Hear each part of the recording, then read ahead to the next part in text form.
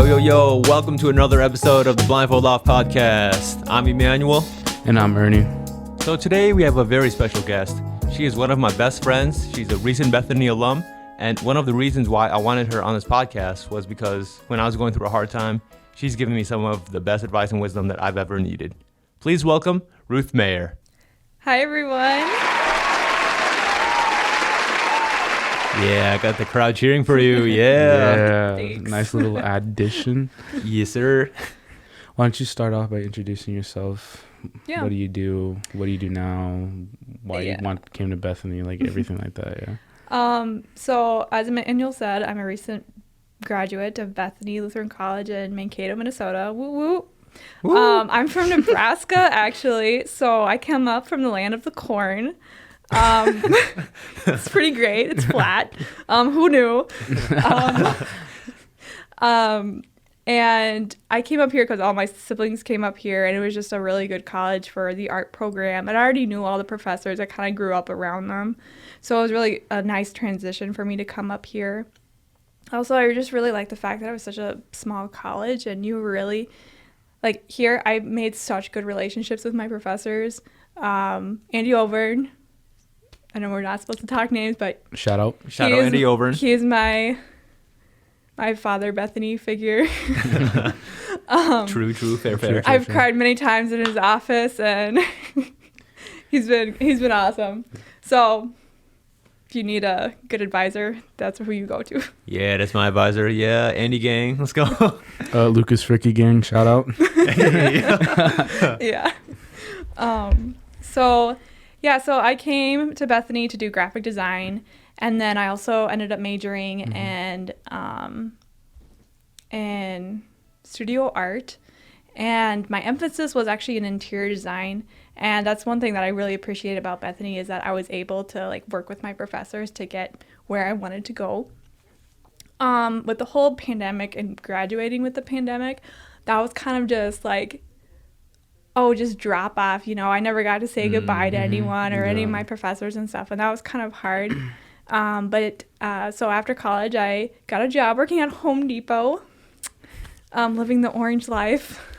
And, it was, retail sucks. You get called the F word every day on the phone to people's face because you don't have the product they want and stuff. And it kind of just made my eyes open to holy cow, there's something wrong with this world. Yeah. I just kind of stuck in the Bethany bubble where everyone is overly polite to you and doesn't want to say anything to your face and is hiding everything. Yeah. Ooh, did you get it a lot worse over the phone than you did in person? Oh, actually, I don't know because I've had people throw things at me before. Oh, wow. Oh, wait, actually? At Home Depot? Yeah. Wow. I didn't know orange jackets face that type of harassment. So, Wow, I'm sorry that happened. Me, I'm a pretty smiley person, but oh my gosh, that was crazy. Yeah, that would have made me. Yeah.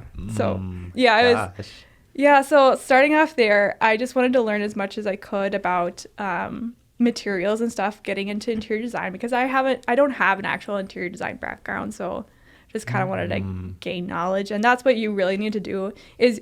After you graduate, you're not going to find, there are some people who are very blessed and they find their dream job right out of college. And congratulations to them. That was not me, and that's not a lot of people. Yeah. So you need to find something, even if you're not doing an interior design, if you want to start at retail and work with customer service where you can talk to people, you can work through people with their problems, be the front line with that, be the front line for people yelling at you and be able to handle that stuff. You'll do good in the world. Yeah. For sure. Yeah. So anyway, I started off in the garden center, and then I got moved to flooring specialist, and then to the kitchen bath design, and then now I'm working for an interior design firm or something in Eagle Lake. So I'm an interior designer there now. So that's 8 months after college, and you know what? You just gotta work your best, hardest, I guess. Yeah. And everything that you do, and people really see that and appreciate that. And wherever you go, you make connections. If I hadn't worked at Home Depot, I wouldn't be at the job where I'm at because I found out about that job through a mutual friend at Home Depot then. or it was a friend at Home Depot's friend. So if that makes sense. Yeah. Friend at So Home like you Depot's make connections everywhere you go, even though it might be the suckiest job ever. You know, stick with it. You'll do good. You're gaining experience, and that's what you need in life. So You would say you learned a lot through experience and basically on-field experience, like you're just working with people. yeah. Yeah, exactly. And knowing about my floor, like knowing about flooring, I could talk forever about carpet and vinyl planking. So some other time maybe I'll talk about that. So how important would you say communication is? It's very important. For me, being at Bethany, I was actually an RA. And there were so many times in the dorms where roommates just did not communicate and they just didn't talk, and had to be the person that would go in between and say, okay, like, let's sit down, let's talk. I've had girls screaming back and forth at each other, and you know, it's kind of hard to see, but then again, like, some people, they've never had a roommate, they've never had siblings, they don't know how to handle other really people and living and sharing a space, and they're away from home and they're very much learning everything for the first time. Yeah, exactly. Really, laundry, have to teach people how to do laundry, you know. Yeah, it's crazy. Some people don't know how to do laundry. They ask the RAs for, so how do I put my detergent in? Where do I put it?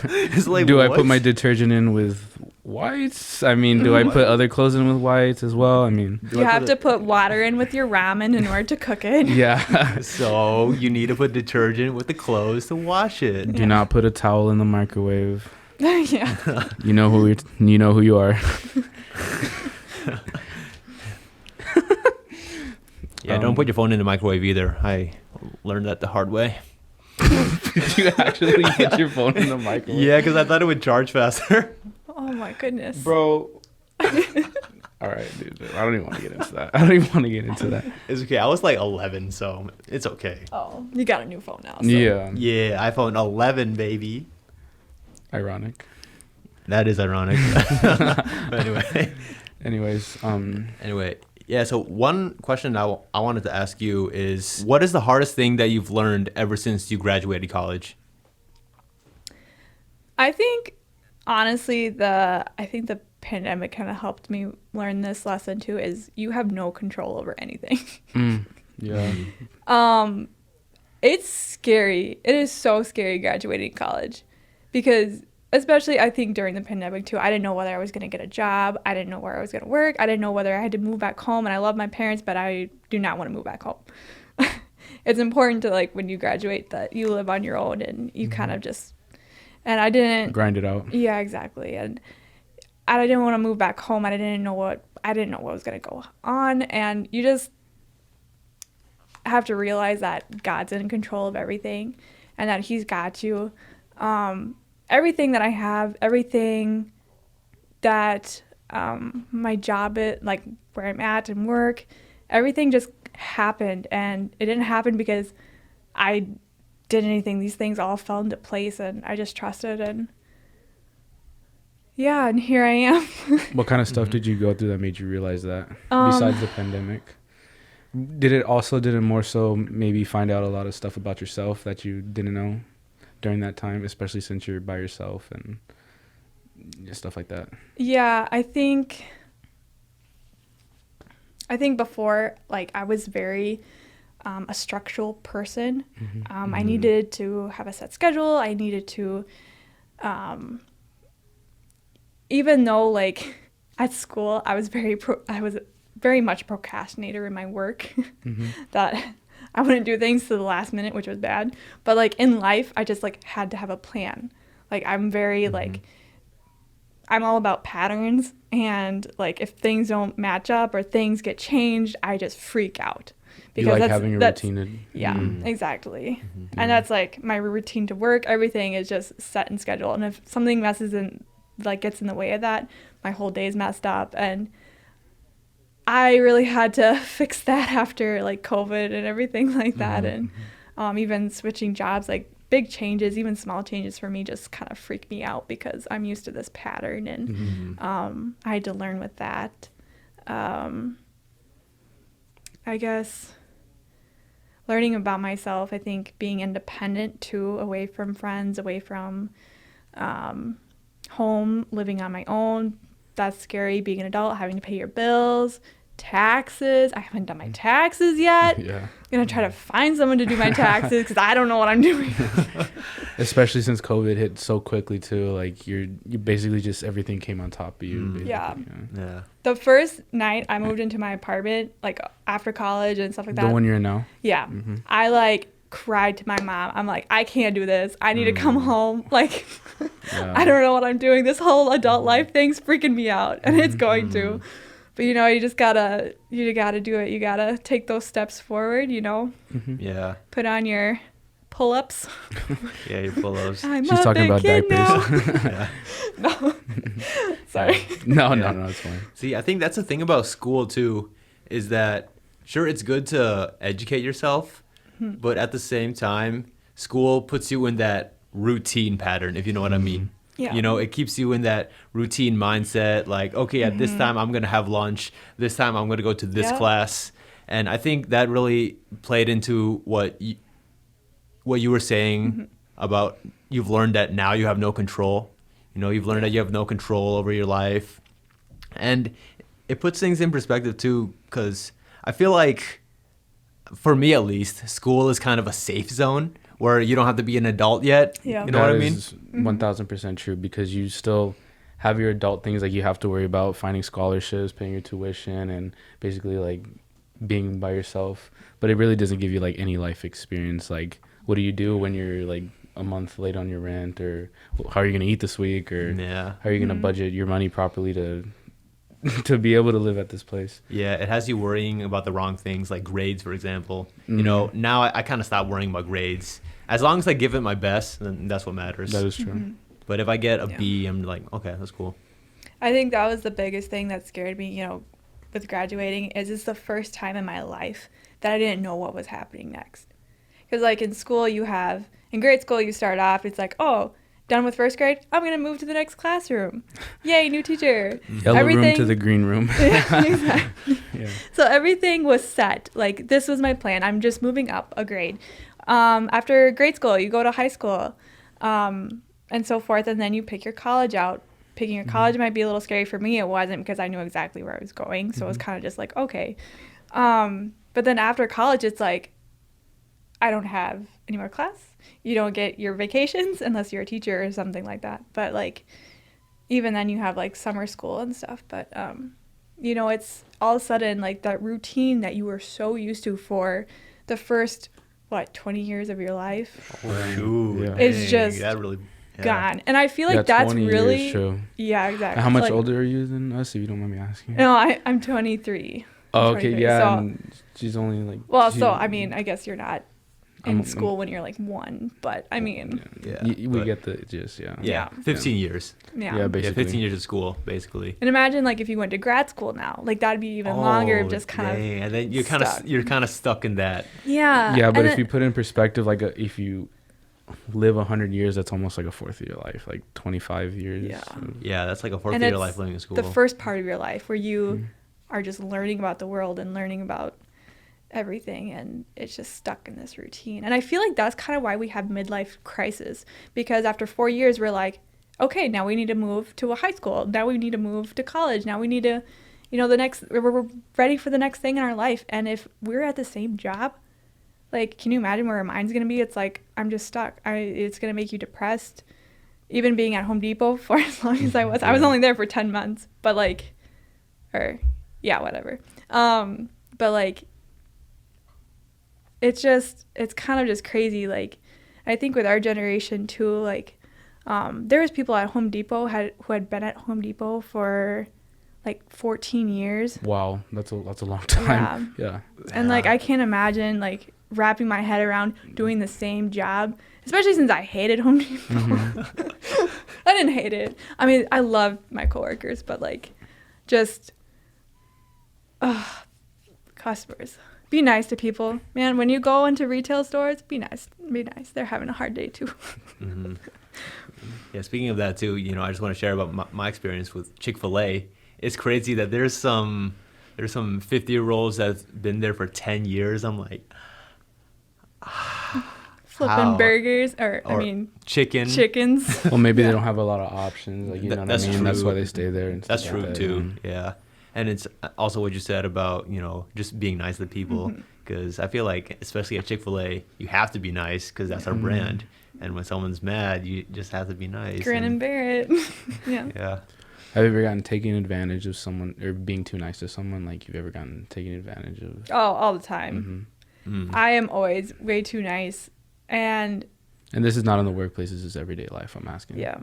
I like, even as like an RA, as a friend, I've always been that person that everybody just walks over because, so something about communication, going kind of back to that, what we were talking about earlier is I'm very forward with communicating, but when I have a problem with something or when something bothers me, I don't want to bother that with somebody else, so I just keep it to myself, and that's really bad. In that sense, I'm very immature, but like, because it's important to talk about your problems. But for me, like, I don't want to bother people. I don't want to make people mad at me. Like, I always want to be friendly with people, and I don't want to cause a problem where someone's going to be mad. So I just keep things to myself. And so, like, for instance, like rooming with people or something, like, I'll always be the one cleaning up, or I'll always be the one, you know, doing things. And for RAs, to like being that position, I was always the one people went to all the time, and I never gave myself a break because everyone just wanted to talk to me and stuff. And which is fine, and I love talking to people, but like I never gave, you know, that time for myself. So I never got that emotional regain after talking to so many people about their problems. You never had that big breath to like regroup and actually know what you're dealing with. Yeah. Because exactly. I feel that way with Emmanuel sometimes, because I'm like, I'm blessed to have Emmanuel as a friend, but like sometimes I'm dealing with stuff. I'm like, yo, bro, I need to FaceTime and just get this off my chest. But then at the same time, like, damn, I'm really just putting it on him, and he's got to deal with my stuff at the same time. But I'm lucky that he's one of my best friends, because he's able to just like, you know what, it's not that big of a deal. I go to you with my problems as well. Like, he just basically puts it in perspective, and he helps me just deal with it. And I'm very blessed to have Emmanuel as a friend. Yeah. The thing is that we're people, if that makes sense. We need people to survive. We need interactions. We need communication, because if you're alone, you're going to go crazy, because you don't know who to put your thoughts on. You don't know who to get help from. You don't know. Because you're in your head the whole time. Yeah. Like, the same thoughts keep going through your head and going through your head. There's no new thoughts entering your mind to change your perspective or anything. We brought up this, was it not a comment, but like basically the foundation of like everybody's emotionally the same and goes through the same problems and stuff like that. And that's something I really wanted to communicate with this podcast. And what are some of the problems you dealt with at 20? Probably more than likely the same problems, I suppose. Such as like not being able to, just taking everybody's stuff in and not knowing what to do next, and dealing with depression and finding friends and stuff like that. Relationships. Yeah. Yeah, it was really hard, I think. So a little bit of my background, when I was first through fourth grade, I was homeschooled. So I didn't get a lot of I was with my sister, but that was it. And I knew some two other kids my age at church. So I didn't get a lot of these are the same people my age. I didn't get a lot of the, what do you call it? Like new people coming in and giving you like social skills. And stuff. Yeah, exactly. And then going to grade school, I just didn't know how to interact with other kids my age. I knew how to interact with my older brothers and stuff like that, but that was it. And so I don't know, I wasn't really accepted there, and had a lot of bullying problems there. And then going into high school, it was just me and my friends. And then I became really good friends with the girls that came from Korea. And I actually went to a boarding high school, which is a whole nother story. But but it was, I don't know, it was really hard. And then coming here, I've always felt like you know, again, like I didn't want to be a bother to people. I didn't think people were going to like me because of how I was treated in high school and in grade school. Like I didn't think that people would find me funny or people. So I'm always like, if you get to know me really well, like sometimes I act crazy and that's really bad, but like it's just, I want to make people laugh. Like that is always like my goal in life. And I think sometimes I get a little too crazy, but that's just me. Anyway, so where I was going with this. In college, I think is a time where you're trying to find who you are, who your friends are. In high school, let's be honest. If you're still living in high school, I'm sorry. But if you're still living in high school and you're in college, like if you peaked in high school, that's what you're saying? Yeah. Mm-hmm. Like Mm-hmm. where you find your true friends are is in college. It's not in high school. Like, I mean, some people do, and that's great. But, like, don't be reliving high school and college because it's a whole new experience. In high school, you're 18. You're not even, like, I mean, you just turned 18. Like, you're not even an adult yet. Like, life goes on. Like, you don't have to keep leaning on high school and making it your life. Maturely, you're not there. Relationship-wise, I mean, some people date throughout high school and then college and then get married. That's great. Some people are getting married now. Yeah, a lot of people my age are getting married. That's really scary. That is scary. Like, y'all ready for that already? Like, no shade, but you like that person that much? Like, really? I mean, honestly, and that's good for you guys if you're at that level and if you found the person you like. But I've just seen so many people just like dated in high school for the fun of it, and it's like they're not good relationships. They're not, a lot of times they're not, like if you don't end up marrying that person, like if you don't find that one and you're just like playing around or something, like that's a lot of what high school dating is you're just kind of just like having fun. You're there for the aesthetic. Yeah. And like I understand that, like I really wanted a boyfriend in high school because everyone else did. Of course. You know, that's the thing. And you can't give into peer pressure because it just and you don't want to be out of that group either, because then you don't want to be, I mean, because you're still immature and you don't want to look like basically a loser, like exactly. For lack of a better word. Yeah, exactly. And I think that's kind of why I was given so much crap in high school, is because I didn't have a boyfriend. But it's like, no offense to guys, but like guys take a lot longer to mature than girls do, and so I don't know. Can you like be specific? Is like emotionally or like, I would say or more of so, like mental, knowing what they want. Now that you ask that, that's a really good question. Because I've heard a lot of people talk about it, and I'll give you my answer after yours. Oh boy, that's kind of. You know what? I'll give you my answer first. Okay. I would say, as in knowing their purpose. That's what I would say they're immature as. Because girls, basically, they know what they're gonna do. As such as yourself, you know. I mean, you know what you're doing now, and there's still some dudes still living out high school and college, and like they haven't grown up yet, basically, and they don't know their purpose. Like, they could work at Home Depot for 5 years, 10 years. They haven't found their passion. They don't know what they're here for. They're not there. They're not high value yet. They're not emotionally, spiritually, mentally, and physically there. They're just expecting stuff. That's what I think. You know, one thing. Okay, so one way I've read or heard of like how to describe guys, and this might sound weird, but like guys have boxes, and like they're kind of like just areas of thinking where girls can think about multiple things at a time or be doing multiple things at a time. Like everything leads to everything. They can be talking about one thing and all of a sudden they're switching subjects, and all of a sudden where a guy's like, okay, we're going to take this box out. This is a subject. We're going to open it very carefully. We're going to make sure nothing else touches this box.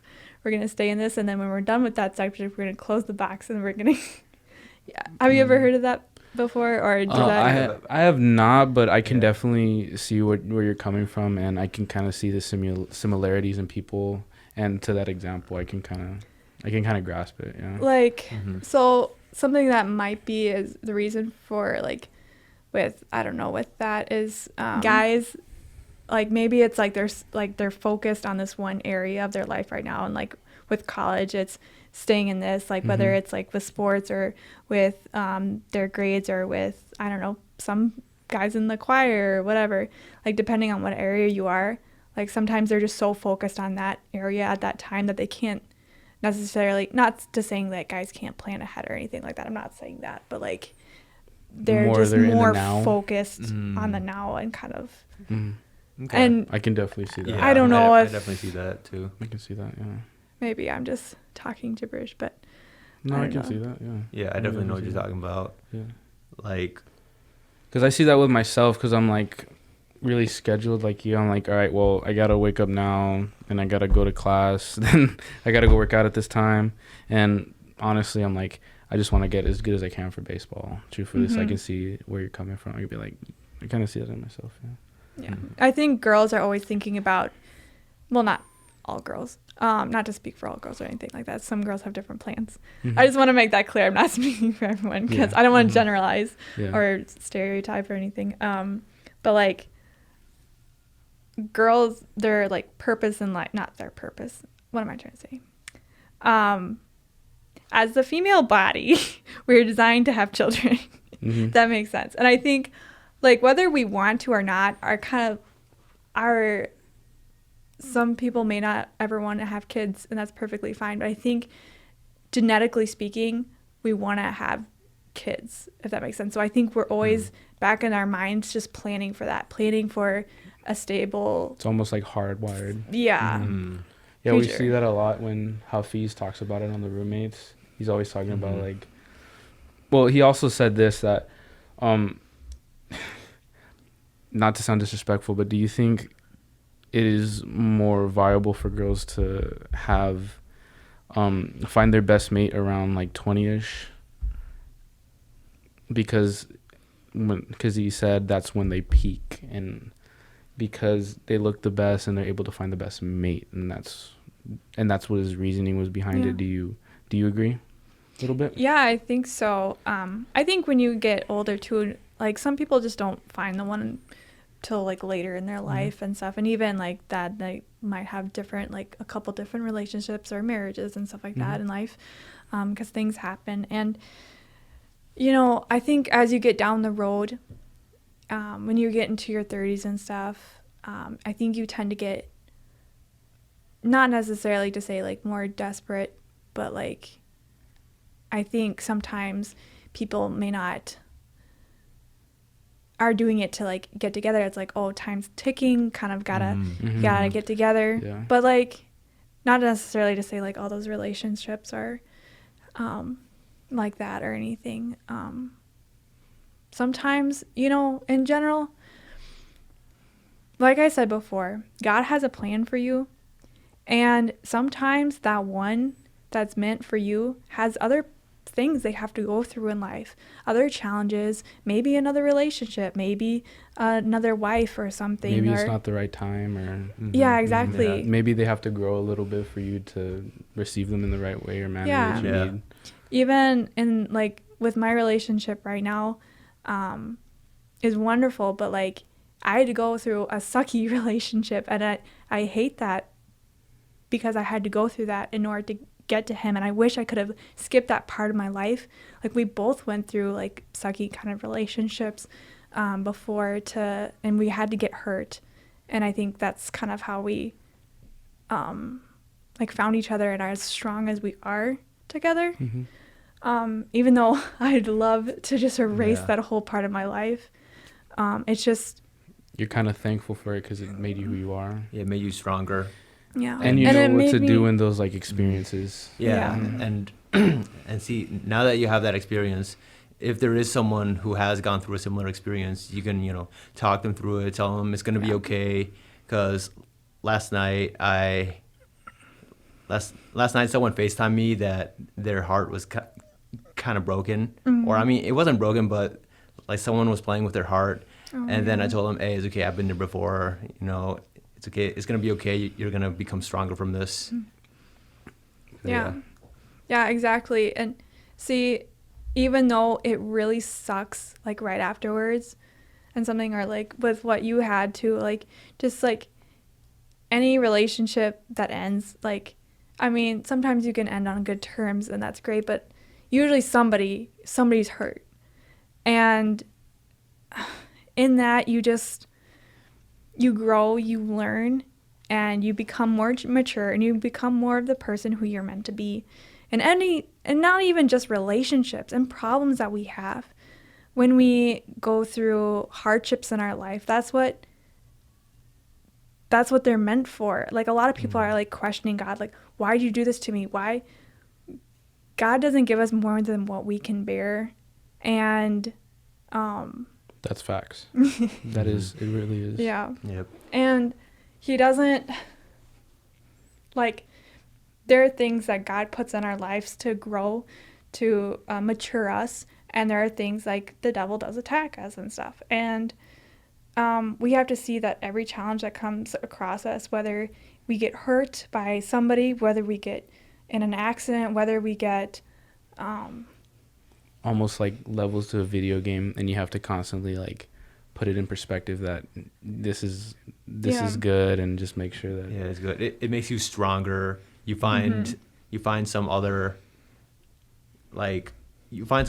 power up, and that power up can be equal to you thinking about things in perspective, and the power up can also mean that you've received help from other people, their experiences to help you boost up in those levels, boost up in that experience and maturity. Yeah. I love video games. I grew up playing Halo with my brother all the time. Fire. Halo Reach was my favorite. Fire. And Fire. and I was not very good when I started. So I kept on you face the big boss, whatever. I kept on having to redo it. But every single time you're learning things, you're gaining experience until you can beat them. And that's just kind of the goal in life. And, once you get over one hardship in your life, you're going to have more. It's not just over. No one said life's going to be easy. No, it's and not. I was telling this to Emmanuel and Sergio. I'm like 20 years old. I thought it was going to be nice, like summer 16, like Drake. But then it's not. It's the opposite. It's literally growing pains after growing pains after growing pains. It's a slap in the face. Yeah. Finding out who you are. There's just so many roller coasters that you go through. I have two things. First, guys, Ruth is taken. Do not DM her. Do not see her. She's taken. All right. Sorry, boys. Second thing. How do you know your relationship was the right one? Did you almost getting in the ocean, you just dip your feet in and see where that led, then you just kind of like where it was going? Or do thoughts ever think about your future with your boyfriend or anything like that? Does that ever creep in your mind? We talk about getting married a lot, but is it kind of jokingly like? No, are you it's serious? serious. Like when we talk about our kids and stuff, one of these days, because so he's black, so we always talk about our milk chocolate babies. My Hershey's Kisses. Yeah, exactly. I'm white chocolate, he's dark chocolate, and we're gonna have some nice milk chocolate. Yeah, so that's us in our relationship. Yeah. We'd always talk about where we're gonna live and stuff. I recently brought him to IKEA. We had so much fun, and I thought he was going to hate it. Oh, no. He was having fun, too. We were planning out our kitchen, what we like, what we don't like, Oh, that's so fun. When we get our own house one of these years. And with that, too, there's a lot of uncertainties because he's actually international. So, when we get married, what's going to happen? So there's all these things that are, you just got to trust in God and in his path that he has for you. And don't be fearful. You just gotta trust. But yeah, along the lines of, how do you know this is the one? Good question. I actually, when he first asked me out, he asked me out on a double date, and I said no. Ooh, oh. And I feel so bad that I broke his heart. And he was about ready to be like, nope, that's it, I'm done. Because he's not one for second chances and stuff.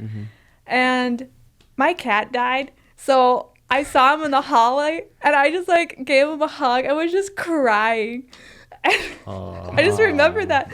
And then like I asked him to play basketball one night. You were there. I was there. I was third wheeling. You're wingmanning, not third wheeling. You're wingmanning. Yeah, exactly. And like it was just it just kind of connected. And right away when we started dating, actually my family kind of freaked out because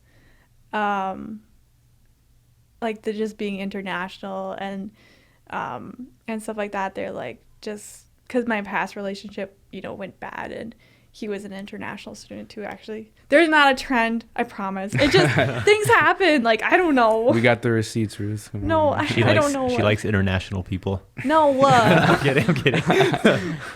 Yeah, that's why me and Ernie are here. Yeah. We're a no-go. Yeah. Anyways, what was I talking about? You were talking about how your family didn't like. Yeah. Oh, yeah. There was an uncertainty there. So there was this huge pressure that they wanted me to break up with him and all this other crap. But like, I think holding on to him and holding on to each other and our relationship and what we had, and constantly fighting for each other, constantly growing. When you're in a relationship, you have to forgive. There's always this big, you're going to mess up, you're going to make mistakes, and you need to forgive. And it's a good lesson to learn from when you're married.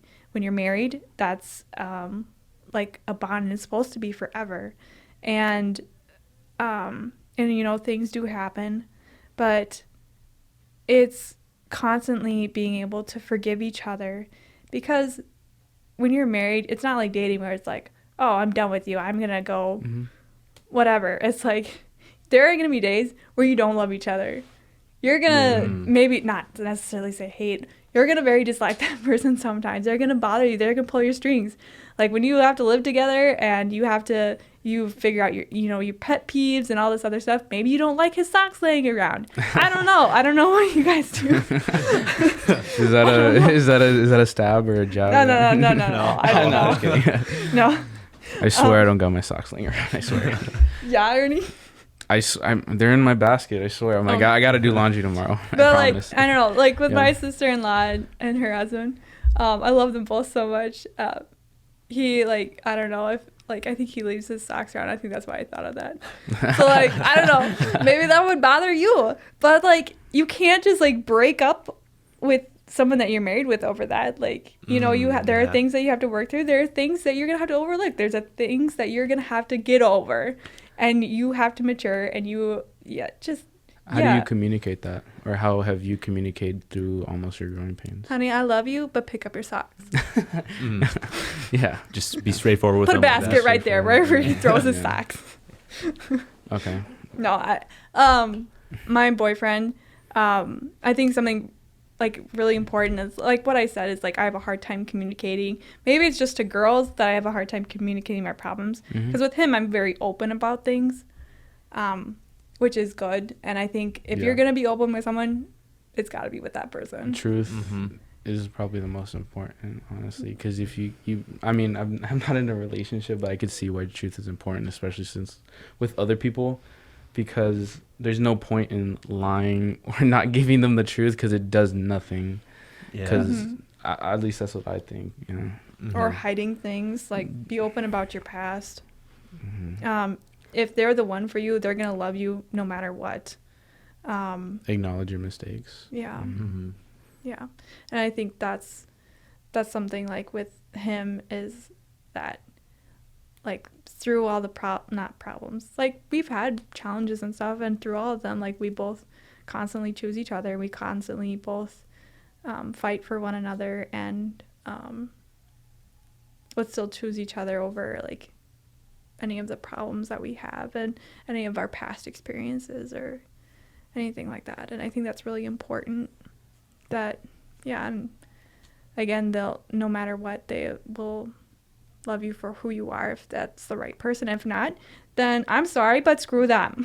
Yeah. Like you don't need that in your life. You want someone that's gonna love you for the whole of you, and that's what you need, and that's what you deserve. You don't deserve anything less than that. What are some of the growing pains you went through in like your relationship, if you don't mind me asking?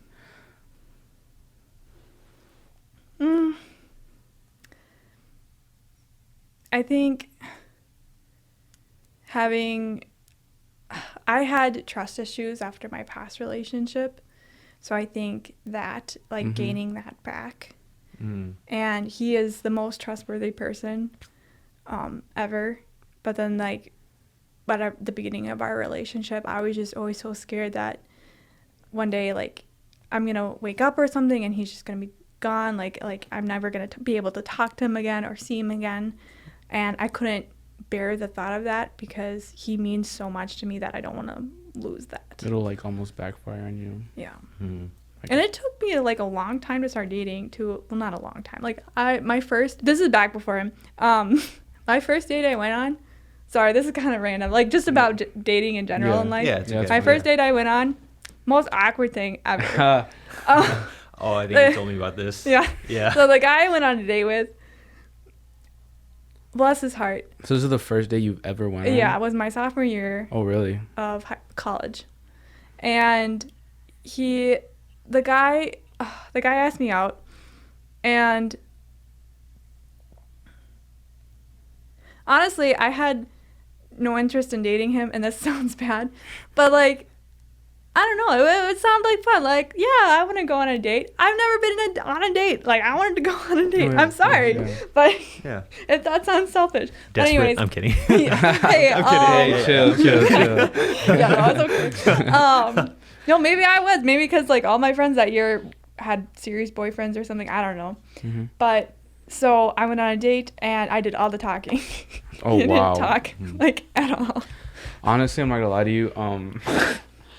I took 2 girls out and both of them were on their phone. So the first time I learned my lesson, she was on her phone. Then we went to go do other stuff. She continued to be on her phone. So then I was like, oh, we had a good time. She's like, yeah, whatever. Then she just didn't text me back. And the second time, I told Emmanuel this, but we were at the movies and we were watching Detective Pikachu, right? The movie she picked. Then she was on her phone and I was like trying to get her off her phone. I was like, why am I doing this? So then I'm just like, all right, let's go. We got to go. So I just dropped her off home. Because I was like, no, it's obvious you don't have interest. Like, yeah. But she's the one that asked, like, wanted to talk to me. So I'm like, why? Like, what was the purpose of it? Like, yeah. I don't understand. Yeah, I feel like if they make no effort, then, like, if they make no effort, then they're not really serious about it. Then they're not. Then they're just wasting your time. How do you know you're mature enough for a relationship, emotionally and mentally? I'd say. You know, I don't think you're ever gonna be fully prepared for that. Okay. And honestly, so when you're, like, I think that's all about dating. Like, some people, like my sister's husband, my sister was his first girlfriend, and they were perfect for each other. But, like, some people have to go through a couple people to, like, find where they're at, to find what they need in a relationship, or find what they need in, like, a husband or a wife or their significant other, because sometimes, you know, or a lot of times you're just not meant to be. Like, you just don't work together. And it's based on, like, kind of personalities and kind of what you both, I don't know. I feel like you're first drawn to each other by physical attraction, because you're like, oh, this person's cute. Like, that's the first. That's honestly the first thing. And then you start talking to them, and it's like, oof. Then it's like, never mind. I'm like, never mind. You're not who I thought. But I feel like the difficult part is if that happens, you have to be honest with them. You have to communicate it properly, because I know you're gonna feel awkward or like you're not gonna like it, but you have to do it. Like, it just saves you both the trouble and the time. Yeah, honestly. Instead of just, like, leading them on and just, like, you know, yeah. Like me forcing you to ask somebody out. Yeah, that was awkward. That was so awkward. Oh my god. I'm so sorry. Okay, can you story time this real quick? Oh my god. Okay, so I was working in the caf, and then Ruth told me that she found someone for me. I thought, oh, I don't know. She likes rap music. Yeah. She didn't want, like, a Midwestern boy. He's from Chicago. Yeah, that'll work. Yeah, I've only been in Chicago for like 2 years, but anyway, I'm still from Chicago. but yeah. Windy City, she blowing me kisses. But yeah, I was working in the calf. Ruth brought her to me. We just stood there. We're like, hey. And she's like, hey. Like, yo, what's up? And then... So cringeworthy. It was so cringy. I felt so bad for him. My heart was just like, oh. You're like, oh. You're like, I didn't know her.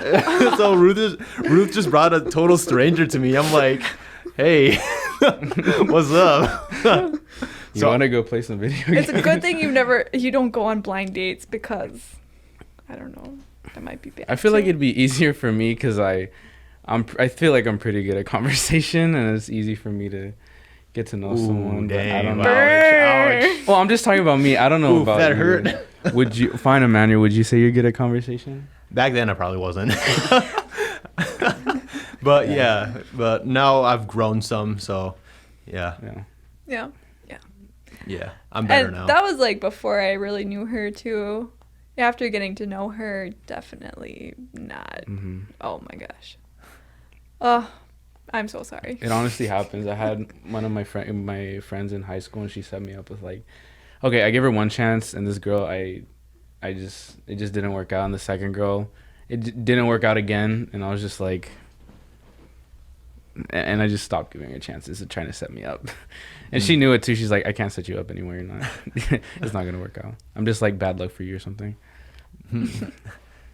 Yeah, but you still learned from those situations. Yeah. Even though they were awkward. Even if they're awkward, now I know how to talk better. So yeah, exactly, right? Yeah. Now I know how to start a conversation, so it's better. That's good. Yeah. That's good. Yeah, I think it's, you both mentioned that you're not dating anyone now too, and there are still like a lot of people, not a lot of people, but like some people, like they may not date for like in college, or sometimes like in high school, or like with me and stuff, or with you guys. I don't know, you talked about going on some dates in high school. For me, I do just, I kind of entertain the thought, but I just kind of put it in perspective again, because I just know sometimes it's for the right reasons, and sometimes it's for the wrong reasons, because sometimes you're just like, oh, you're just like, you're physically attracted to this person, you're like, oh, she's really pretty, I really want to go on a date with her, but sometimes you just have to get past that, because then there's some girls I find extremely attractive not because of their looks, but I mean, I still find them cute, but I'm not because of their looks. I find like this particular person, I think she has a really good work ethic, and that's something I want to aspire to, and I think she has her purpose in mind, and that's somebody that I feel like we would have a good relationship, and I would not only be able to learn from her, but I feel like she can learn from me as well, because I feel like I have a lot to bring to the table. And I feel that if you get past the physical attraction, a relationship's more about I saw this TikTok, it's about, I didn't know that people weren't just attracted to each other, or like getting married wasn't about two people being physically attracted to each other. It was more about how two people vibe. And that's true. That's very true. That's very true. Yeah. Even though he's just kind of poking fun. Yeah. Like, for instance, like that person that like you will fall in love with and stuff is gonna be your best friend. And like that's one thing like with my boyfriend and I, is that even though like I have other friends and stuff, there is no other person that I'd rather hang out with, would rather spend time with, would rather tell anything to than that person, or to him. And it's the same with him and me. And I think that's important to find in a person, is that person who will be your best friend. Because if you marry that person and you want to be with them for the rest of your life, like you better love that person, or not love that person, but you better be able to find more things than she's pretty or he's handsome. You have to fall in love with their character, with their person. Yeah. Like, I'm sorry, but it's not all about sex. Yeah, it's not. That's a truth bomb for everybody. Oh, wait, hang on. I have a sound effect for that. It's not all about sex. Okay. But he wanted to do that so bad. He wanted to do it so bad. Yeah. Yeah, and I feel that's the immaturity level, truthfully. Because a thing I've been talking about is like perception versus reality, and I feel because we're on our phones all the time, you're just like, oh, that person's happy because they're two good-looking people. They should be happy together. Like, yeah. And you don't know what their relationship's made of. Are they just doing it just because? Yeah. Especially the celebrities, like, where everybody's so into them. Like, why? Like, they're two people you don't know. Yeah. I think the way Chaplain Molstead at Bethany described it to me one time. Big shout out. Huge shout out. Love that man too. I mean, you know what I mean. Great guy. Is that in marriage, like, you have all these things that you're working on. It's a cake mixture, and marriage is baking that cake in the oven, and then sexual things come on top as like your frosting. Are you gonna ever put your frosting in your cake mixture before you stick it in the oven? Nope. No. It just kind of like, it just will muddy your cake, and it's really important to focus on each other, on like who you are as a person, and like you said, like the vibe and stuff, rather than putting that physical stuff in the relationship first. And it honestly, like, not necessarily ruins a relationship, but it can really bring in a lot of hardships and a lot of like problems into relationship before like you're really ready for that stage in life. I don't know if that makes sense. That does make sense. Yeah, that makes especially sense. Since we're 20 and like that's the thing now. We have a lot of stuff going on with our bodies, and we're like, we're all jacked up and everything like that. I feel like that has a lot of stuff to do with it. I'm not gonna lie to you. Yeah. And like a TV, books, like that's what everybody's doing. So it's like in the back of your head, it's like, well, it must be right since they're doing it. Yeah. And it's like, honestly, and then sometimes you're like, well, who cares if everybody's doing it? But sorry, this topic. Sorry if this is awkward, but No, I know. I mean, it's something that needs to be talked about, I feel like. Yeah. And it's something important that's kind of like, we can't hide. Like, we're taking off our blindfolds to open our eyes to this. Yeah, and it's true. Like, it's something important. Yeah, something important we need to talk about. Even if, and this is something that I've heard explain it to me too, is like, if you do want to go out there and experience life and that type of stuff, you do you. But also something I've heard about is, when there's this, like, a certain connection that happens with that. And when you do that, there's a certain part of you that stays connected to that person, whether you know it or not. And then it's really hard when you come down the road and you meet the person that you want to spend the rest of your life with. And then you have all these other connections to these people that you don't necessarily know why it's there, but there are these things that are keeping you from that relationship that you want to be lasting forever. And there's like I said, there's all these things that kind of muddy up your cake, make it too watery, make it, whatever metaphor you want to use for that. But I think that was a great analogy. Honestly, I've never thought of it like that. And the cake analogy is a really good one. Yeah. Thank you. Yeah. Also, I think since we go to such a small campus, and some of the people come up through like friends and family, and some people honestly come to get that MRS degree or that MR degree, truthfully. And why? Like, I don't know why, like, truthfully. I think my family always joked about it. My family had a very ideal person on who they wanted me to marry, and I think my boyfriend wasn't that ideal. Like, he wasn't a pastor, He wasn't a Lutheran pastor. And for that reason, they did not want me to marry him and stuff, or want me to date him even. They're like, you need to marry a Lutheran pastor. My mom always told me, you're going to make a pastor's wife one of these days. I'm sorry, but that is not me. That is not me at all. How did you recognize that? Or is it just... Or did you already know when she said they're like, what? Like, it's... like, why? Like, why are you telling me this? And do you think that goes... Is that just more of like a mom-daughter thing that they just say to girls, or is it... I think that was my mom wanting me to stay... To protect you? Like, yeah. a little bit? I think to protect me, but to... The reason why she said it was kind of stupid. Sorry, Mom. But she said it because, like, I was very clean and I kept a nice house and, like, interior design, whatever. I'd make a good host. And that is not all you need to be a pastor's wife. And that was just something that I saw kind of right away, that kind of lifestyle, that moving all the time or being under that pressure of whatever. It just wasn't about my life. I don't know. Do you see that with other girls too? They get kind of that ideal man put on them already when they're young, or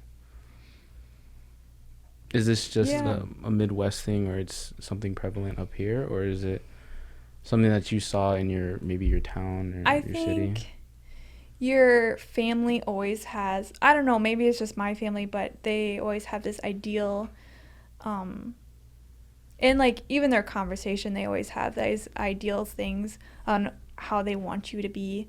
I'm the baby in my family, and my older siblings maybe have this persona of what they want me to be like, what they want my future to be like. And it's really important for you to understand that no matter what your older sibling says, no matter what your friends say, no matter what your parents say, peers, I don't know, what you choose is up to you. When you're 20, when you're 18, you are an adult. And even though, like, I'm the baby in my family, I still get treated like the baby of the family. You're an adult, and you have to make your own decisions. Like, this is not something that other people can tell you what. There are a lot of my friends didn't want me to date my boyfriend. And that was just stupid because he's the nicest guy in the world, and there's no reason why. So no matter what people say to you, I mean, it's important if there are bad signs, and if you're picking up on those signs too. But, like, if you know that this is the route you need to take, then you need to do that. And if it's a bad route, then you need to experience that for yourself. It's important to distinguish when it's good and bad, and you distinguish that based on what people tell you, and it's good to interpret the information and decide whether or not they're looking out for you or they're looking out for you in a certain way. And I feel like with parents, sometimes they look out for you in a certain way where it's like, or they just don't, they really looking out for me, like, or they just don't like that person. Yeah. And I can kind of see where they're coming from, because they just want to keep you safe and protect you, or even save you from that experience. You will always be their babies. True, yeah. Even when you're I'm 20, 30 or 40 or 50, you'll still be their babies. My nickname of the family is Baby Ernie. They still call me Baby Ernie. Like, really? Yeah. Baby Ernie? Yeah, they still call me Baby Ernie, because my dad's Ernie, Big Ernie. Oh, okay. And I'm Baby Ernie, and I'm probably always going to be Baby Ernie. Oh, okay. Even when I'm cute. like 40. Yeah, that's what your girlfriend's going to call you, Baby Ernie. Do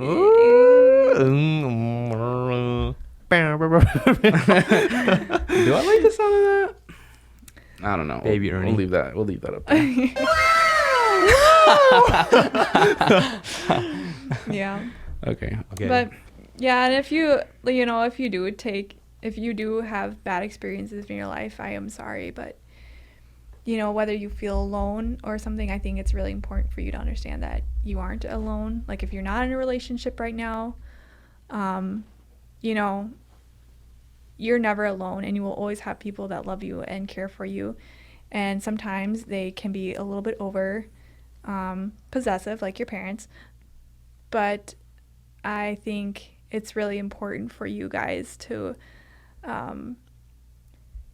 to just grow in life and to know that, you know, even if you might feel that all your friends or everyone has abandoned you, you're not alone. You know, like with this, I guess with this podcast too, like there are always people that are experiencing hardships, that are going through problems, whether it's school, whether it's relationship wise. And I think it's really important to also reach out to those people. Don't be afraid to get groups together and just talk about what you're going through. Like if you're at Bethany, go to your RAs. Christian Family Solutions, yeah. That were like a big help for me. Even if you're not going through anything, go to them still. Like it's really important to have us. Like you have to take your car in now and then, you know, if the check engine light comes on, not just if you have a flat tire or you're broken down on the side of the road.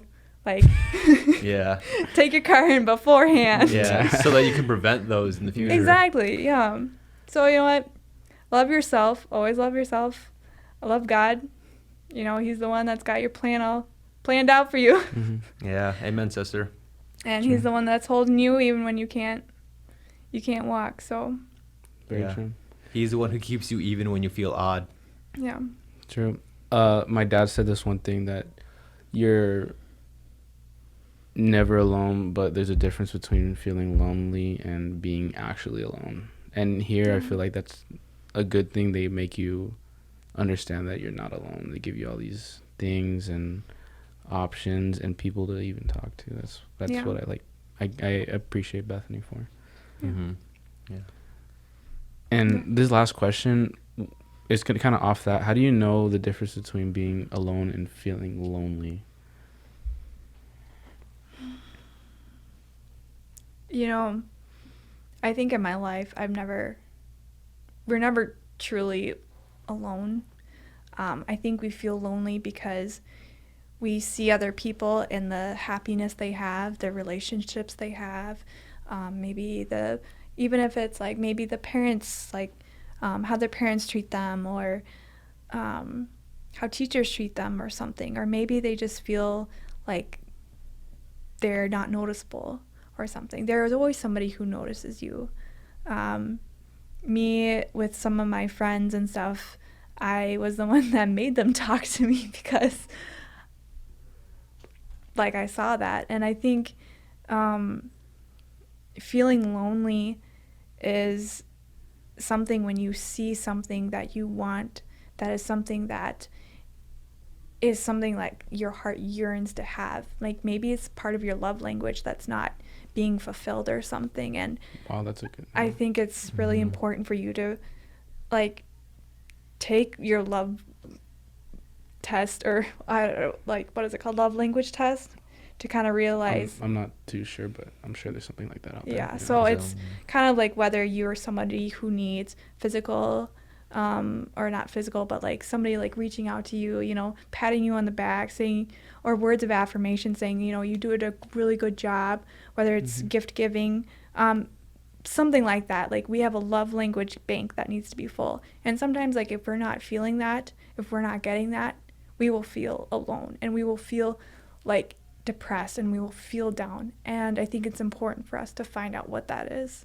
And even if it's a friend or something, and communicating that with someone, maybe your parents or even your girlfriend too, or boyfriend, whoever it may be, it's really important to express that and kind of just say like, these are things that just I need personally. And like people will understand that. But I know what it's like to feel alone. And I think, like I said, in those times, when you feel alone, you feel desperate and you feel like you need to fill that void. And that's the most important thing not to do. Because have the wisdom to understand that if you fill it quickly, like we could even use food, like some people use food to fill, and they just overeat and that's how they get. Alcohol, alcohol, drugs, whether it's sex, whatever it is, a fast relationship, don't try to fill that void. Like understand it and fill it with things that'll truly make you happy. Good. Yes. Fill that void with. So I heard this from another podcast that I listened to. And they said that when people have this empty void, and when they have this empty void, that they don't feel whole, that they want to, chase after what you said, like sex, money, food, drugs. The only person who can fill that void is God. God is the one who can make you whole. God is the one who can make you complete. He's the one who gives you your happiness, your peace, your contentment. He's the only one that can really make you, since he literally made you, he can literally make you. Mm-hmm. I think it's really important to realize too, like when you are down in depression, when you are going out to alcohol, drugs, and all these things, we're on a natural roller coaster kind of our life and stuff. And your lows, you have natural lows and you have natural highs. And in the middle is this line. And what drugs and alcohol and sex and things like that, what they do is they bring that line up, basically, or down. So we have this kind of, it just makes us have like a high really fast, and it kind of takes us out of the low for a time. But as that line moves down, it's kind of constantly, we're stuck in that low, and we constantly have to be using that substance or using that thing to make us happy. And I think it's what's important in that too is like you can get depressed when you're stuck in that rut and you don't know what to do. And I think it's really important to realize that God loves you. He wants to hold you. He wants to be close to you. I think that's something that's really important in Christianity and stuff. And in faith is that God doesn't want you to be pushed away. He wants you to be close. He wants you to be called your father, and his child. And I think that's really important to see when you are depressed and stuff, is that God is constantly there, and he constantly wants to be there for you, and for him to not get pushed away, but to just hold you. Being grounded in your faith and constantly reaffirming that God is with you, and he does miracles, and he'll help you through anything. Yeah. Mm-hmm. Do you have any closing remarks? Thank you all for having me. It's been a blast. Sorry for some awkward conversations. Anything you want to leave the people with at home? Mm-hmm.